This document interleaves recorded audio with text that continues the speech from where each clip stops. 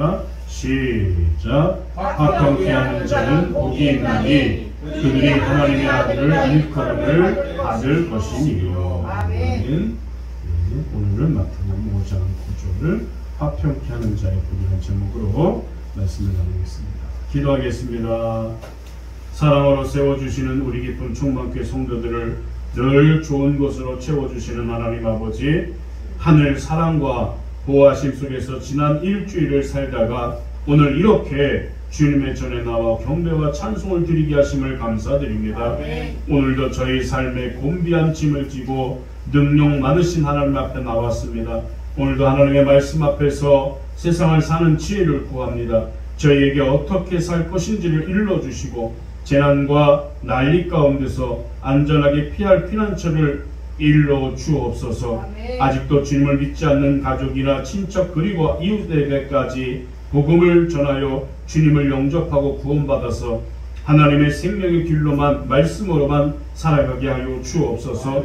고난당할 때 위로하시는 하나님 아버지, 우리가 하나님의 위로를 받은 것처럼 우리도 고난당하는 자 형제 자매를 위로하게 하시고 가난한 형제 자매를 찾아가서 복음으로 위로하고 구원의 길로 인도하게 하여 주옵소서.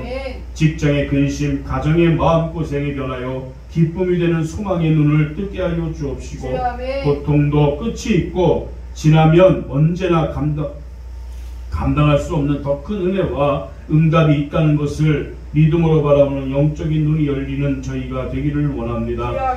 원치 않은 병마로 고생하는 성도에게 신유의 손을 얹으사 치유의 감격이 있게 하여 주옵시고 어려움들을 감당할 믿음이 더욱 굳세어지는 성도들이 되게 하여 주옵소서. 예수님의 이름으로 기도하옵나이다. 아멘.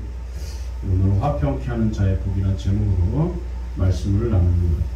세상 사람들은 평화를 염원하지요. 평화를 원합니다. 그래서 오늘날 세계 도처에서 평화 회의가 열리고 있고 또 유엔이란 세계 평화를 위해서 애쓰는 사람들이 모여서 지혜를 모아서 어떻게 하면 전쟁과 불화를 종식시킬 수 있을까를 연구하고 지혜를 모아서 또 회의를 하고 있습니다.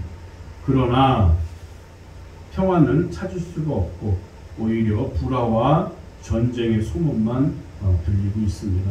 지금 가장 힘든 나라가 미얀마라는 나라겠죠.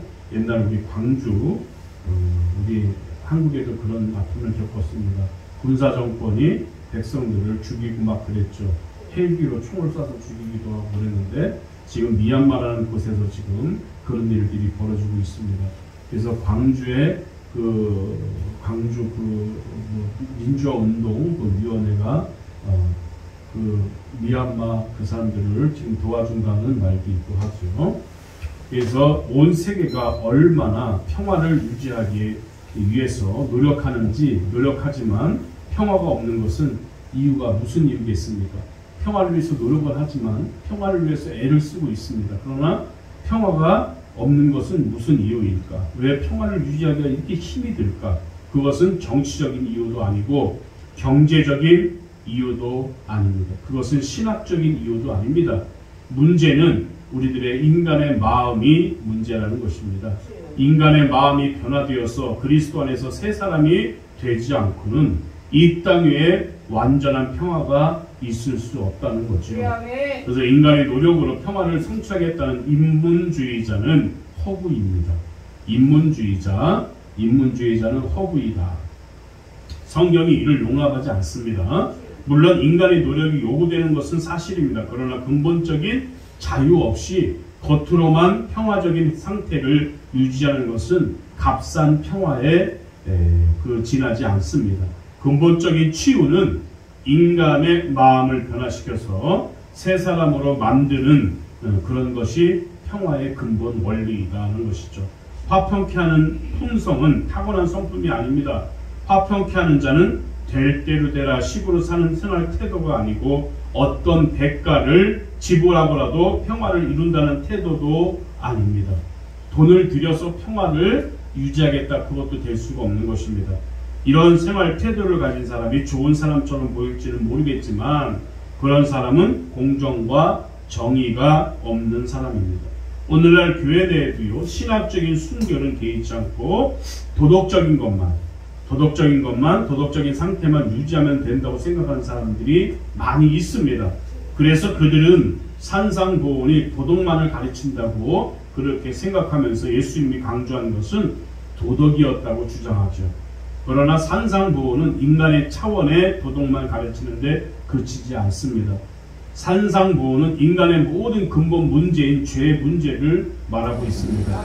이 죄 문제가 해결되지 않고는 평화가 화평케 하는 자가 될 수 없다고 말씀하고 있습니다. 여기서는 값진 평화를 말하는 것을 볼 수 있습니다. 화평케 하는 자는 어떤 자를 말하는 걸까? 화평케 하는 자는 첫째로 자기 스스로 평화로운 사람을 말합니다. 다투기를 좋아하는 사람이 화평케 하는 자가 될 수가 없죠. 둘째는 적극적으로 화평을 이루는 사람을 말하는 것입니다. 화평케 하는 자는 현상 유지를 원치 않습니다. 그냥 지금 이대로만 가면 되겠지라고 하는 건 아닙니다. 좀 더 나은 단계를 향해서 적극적으로 화평을 성취하는 사람이 화평케 하는 사람이라는 것입니다. 오늘 그래서 화평케 하는 자는 사람과 사람 사이의 화평을 위해서 노력하고, 또 그룹과 그룹 사이의 화평을 위해서 노력하고, 국가와 국가 사이의 화평을 위해서 노력한다는 것입니다. 결국 화평케 하는 자는 모든 사람이 하나님과 화평하기를 원하는 그런 사람이 화평케 하는 자다라고 할 수 있겠습니다. 화평케 하는 사람은 소극적으로 평화를 일으키지 않을 뿐만 아니라 적극적으로 평화를 성취시키는 그런 사람을 말합니다. 그래서 화평케 하는 자를 화평을 만드는 자, 피스메이커라고 하죠. 그래서 화평을 만드는 자, 평화를 만드는 자, 평화주의자, 피스메이커라고 합니다. 화평케 하는 자가 가져야 할 전망이 무엇일까? 화평케 하는 자는 어떤 전망을 가져야 될까? 사람은 모든 것을 자기 중심적 관점에서 바라봅니다. 내 생각은 이래 하면서 자기 중심적인 관점에서 사람을 봅니다. 자기를 사랑하는 마음, 자기 자신에게 대한 관심, 이것이 모든 문제를 대하는 척도가 되는 거예요. 그러나 화평케 하는 자는 새로운 전망을 가져야 돼요. 새로운 것을 바라볼 수 있어야 됩니다. 자기 관점에서 보는 것이 아니라 늘 새로운 걸 찾으려고 애를 쓰는 것이다. 그래서 화평케 하는 자는 자신의 무가치함을 볼 수 있어야 됩니다. 나는 무가치하다. 자기 자신을 높이는 전망으로부터 자기 자신을 겸손하게 하는 새로운 자아관을 가져야 된다는 것입니다.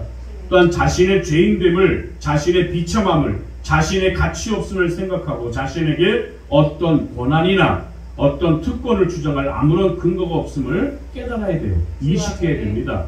죽을 수밖에 없는 형편에서 오직 하나님의 은혜로 구원받은 사실을 알아야 된다는 것입니다.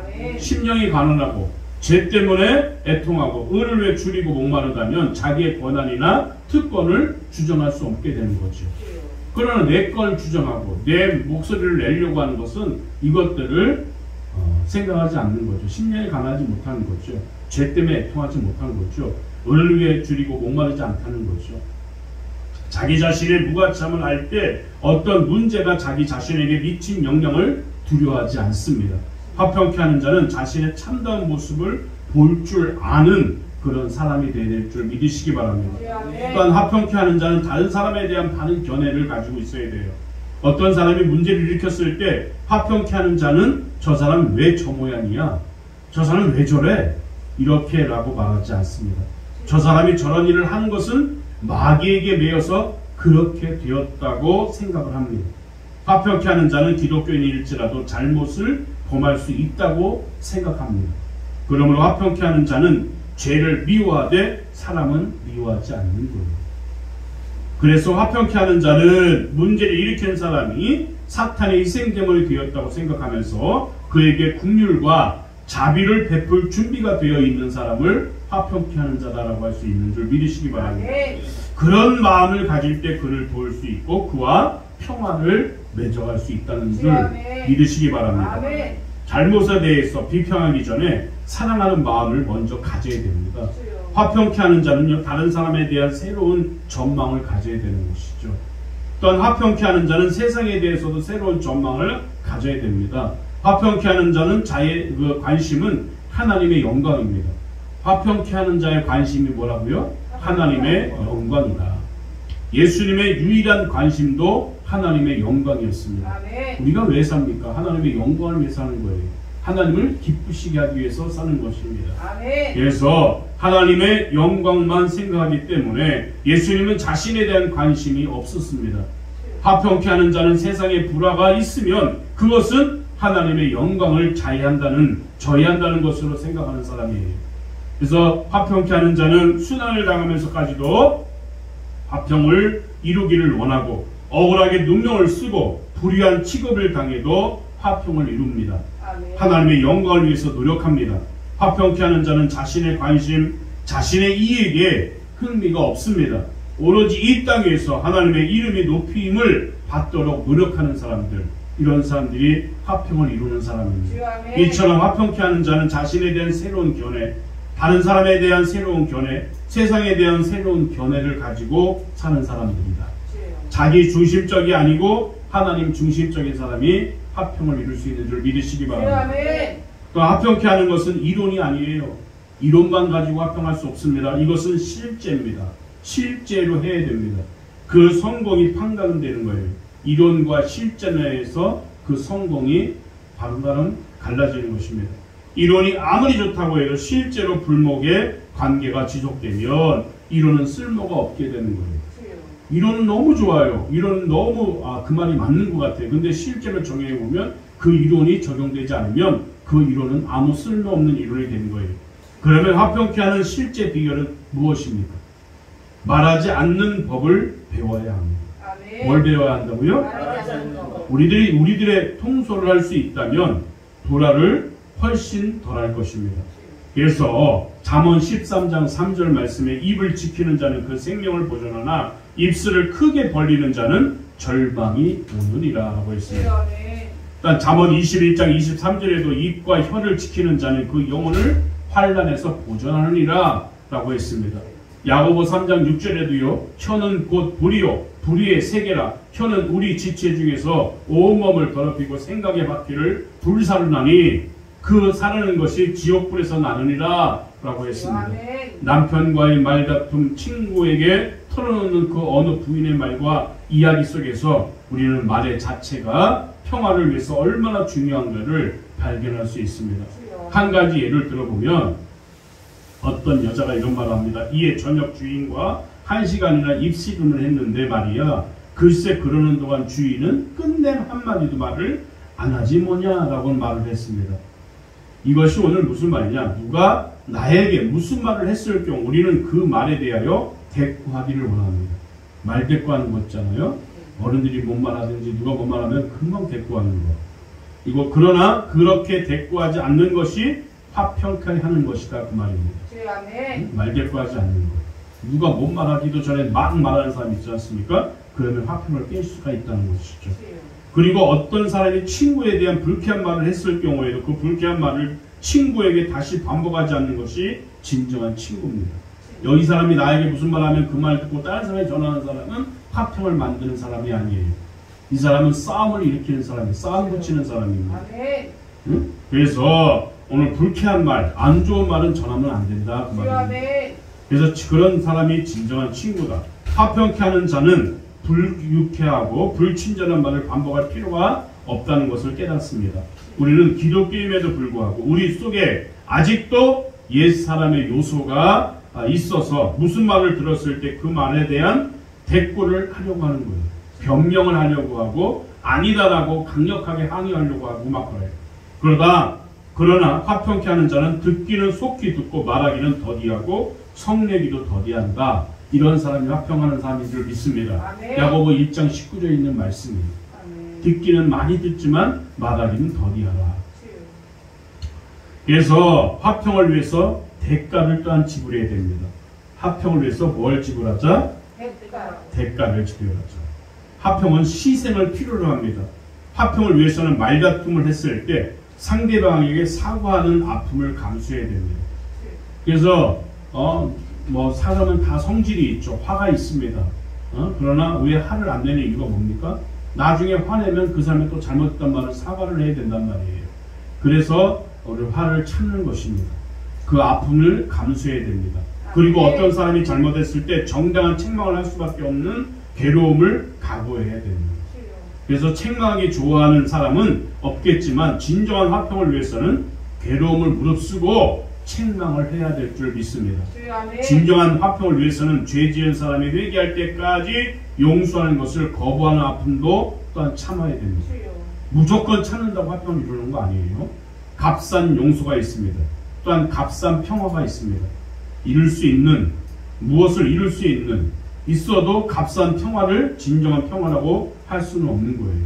무조건 참는다고 내가 참아야지가 평화를 이룰 수 있는 게 아니에요. 대가를 지불하지 않고 이룩된 평화도 진정한 평화가 될 수 없는 것입니다.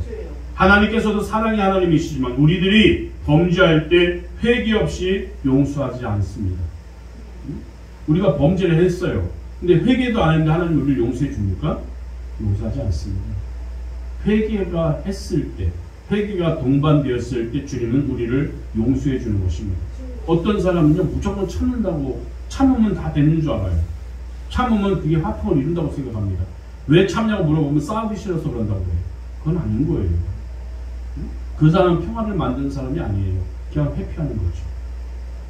이런 사람은 값싼 용서, 값싼 평화를 만드는 사람입니다. 하나님께 관계가 없는 사람이 될 수도 있다는 것을 깨닫기를 바랍니다. 아멘. 그래서 하나님께서 사랑의 하나님이시지만 우리들이 범죄할 때 회개 없이 용서하지 않는다. 화평을 위해서는 대가를 또한 지불해야 된다는 것을 기억하시기 바랍니다. 왜 대가를 지불해야 됩니까? 이 사람은 그렇게 그러면 나중에 또 그렇게 해요. 자기가 잘한 줄 알고 있어요. 응?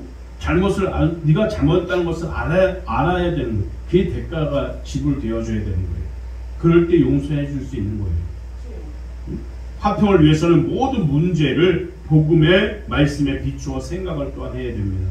불안을 익힐 때, 문제가 발생했을 때 우리는 말을 하지 않을 뿐만 아니라 그 문제를 복음의 말씀에 비추어 생각해야 됩니다. 이 일이 발생하면 내 자신에 어떤 영향을 미치는가 라고 생각하면 불화가 발생하지만 이 일이 교회와 복음 증거에 어떤 영향을 미치겠는가 라고 생각할 때 화평을 추구하게 되는 줄 믿으시기 바랍니다. 나에게 무슨 이익이 있지? 나에게 무슨 손해가 있지? 라고 하면 이것은 화평을 이룰 수 없죠. 그러나 복음에 또한 전도에 영향이 있을 것 같으면 화평을 추구하게 될 수 있죠. 또한 적극적으로 화평을 이루도록 노력을 해야 됩니다. 나를 헐뜯는 사람이 있다면 혀를 조종함으로써 그 사람에 대해서 말하는 것을 삼가하고 마귀가 저 사람을 저렇게 만들었구나 라고 생각한 다음에 복음과 교회를 위해서 그 사람을 화평할 수 있는 방법을 적극적으로 생각해내야 된다는 것입니다. 화평을 이루는 사람은요 자신이 스스로 겸손해지고 자기를 헐뜯는 사람에게 오히려 접근합니다. 그리고 그 사람에게 먼저 말을 건네고 사과를 하고 친근하게 대합니다. 그리고 화평을 이루기 위해서 할 수 있는 모든 일을 하는 것을 화평케 하는 자다라고 할 수 있겠습니다. 어디서든지 우리들은 화평을 전해야 됩니다. 권위를 내세우지 않고 사랑의 마음으로 다른 사람이 접근하기 쉬운 태도로 화평을 전해야 됩니다. 전파해야 됩니다. 우리가 우리 자신을 생각하지 않으면 다른 사람이 우리에게 접근하기 쉽습니다. 우리들은 누구나 우리에게 찾아오는 때 부담을 느끼지 않도록 태도를 취하고 화평을 전파해야 될 줄 믿으시기 바랍니다. 마지막으로 하나님의 아들이 되는 축복을 주신다고 오늘 말씀하고 있습니다. 화평케 하는 자는 누가 된다? 하나님의 아들이 된다. 화평케 하는 것은 하나님의 일입니다. 왜냐하면 화평은 화목을 뜻합니다. 하나님은 평강의 주가 되시고 화목의 주가 되시기 때문에 하나님의 일이다 할 수 있겠습니다. 평화는 누구 일이다? 하나님의 일입니다. 그래서 하나님의 평강의 주가 되시고 화목의 주가 되시기 때문입니다. 하나님은 십자가상에서 흘린 그리스도의 피를 통해서 모든 것을 그에게 화목시키고 화평을 이루셨습니다. 예수님에게 이 땅에 오실 의무나 십자가상에서 죽으실 의무가 없기 때문에 있는 것이 아니었지만 그러나 화평을 위해서 예수님은 이 땅에 오셨습니다. 우리는 예수님이 하신 것을 반복하는 거예요. 그러므로 화평케 하는 자는 하나님의 아들이라 일컬음을 받은 것이다 라고 하는 일이 당연한 일이 되는 줄 믿습니다. 예수님은 화평을 이루시기 위해서 자신을 겸손하게 하시고 하나님과 동등됨을 취할 것으로 여기지 아니하셨다고 오늘 말씀하고 계십니다. 자신을 잊으시고 겸허하게 예수님은 되셨던 거예요. 우리는 그 예수님의 그 모습을 닮아가야 될 줄 믿으시기 바랍니다. 그래야 합평할 수 있습니다. 하나님의 아들이라 불림을 받을 수가 있는 것입니다. 불안을 일으키는 사람은 마귀의 장난입니다. 하나님은 화목을 사랑하시고 그의 자녀들도 화목하기를 원하시고 계시는 것입니다. 하나님은 또한 화평을 원하십니다. 그의 자녀들이 평화스러운 사람이 되기를 원할 뿐만 아니라 더 나아가서 적극적으로 화평을 이루는 사람이 되기를 원하시는 줄 믿습니다. 그저 화평의 사람이 되는 정도에 그치지 않고 화평을 만드는 사람이 또한 되기를 원하시는 거예요. 이렇게 하기 위해서는 대가를 지불해야 됩니다. 우리는 수치를 당할 수도 있습니다. 혹은 사과를 해야 할 경우도 있습니다. 이러한 대가를 지불해라 그 말입니다. 돈을 주라는 것이 아닙니다. 그러나 이런 대가를 지불하고 화평을 이룰 때 우리는 하나님의 자녀들이라는 이름으로 불리움을 받을 줄 믿으시기 바랍니다. 어떤 대가를 이루어요? 화평을 이루기 위해서는 내가 수치를 당할 수도 있습니다. 또한 내가 사과를 할 수도 있어야 됩니다. 이럴 때 우리는 화평을 이룰 수 있고 또한 이 화평을 이루는 사람이 되어진다면 하나님의 자녀가 된다는 그런 이름으로 불리움 받을 수 있는 줄 믿으시기 바랍니다. 더 큰 복이 없습니다. 그러므로 우리는 화평을 위해서 노력하고 화평을 위해서 내 자신을 하나님 앞에 비춰주고 회개하고 고침받고 하는 성도가 되기를 주의 이름으로 부탁드리겠습니다. 아멘. 다 같이 통성으로 기도하겠습니다. 하나님 앞에 평안을 만드는 자가 되게 하옵소서라고 기도합니다.